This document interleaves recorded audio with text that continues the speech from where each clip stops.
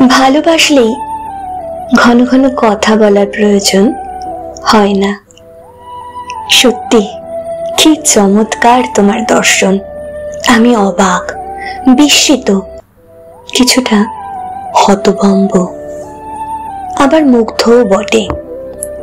সত্যিই তো তাই। কি দরকার এত বাক্য ব্যয় করা, সময় নষ্ট করা? সময়ের চেয়ে অনেক চড়া দাম। কিন্তু প্রিয়তম, তুমি ভুলে গেছো ভালোবাসার বিশালতার কাছে জীবন বড় অসহায়। সংক্ষিপ্ত এই জীবনে আর কতটা বা ভালোবাসা যায়? তারপরও আমরা কাছে আসি, আবার দূরে সরে যাই। নিদারুণ এই বাস্তবতা। তুমি বাস্তববাদী, আমি আবেগী। এটাই তোমার আমার প্রেমের তফাৎ। তাই সবকিছু এলোমেলো হয়ে গেছে হঠাৎ। কাল যে ভালোবাসার রঙে রঙিন ছিল আমার ভুবন, অল্প সময়ের ব্যবধানে আজ তা ধূসর বিবর্ণ ফ্যাকাশে। অবহেলায় তাই মেঘ আসে মনের আকাশে।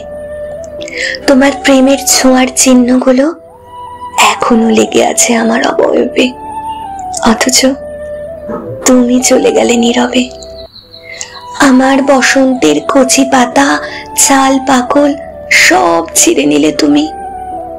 আজ আমি পাতাহীন শুষ্ক বৃক্ষের মতো ঠায় দাঁড়িয়ে শুধু ভাবছি কখন ঝরে পড়ি।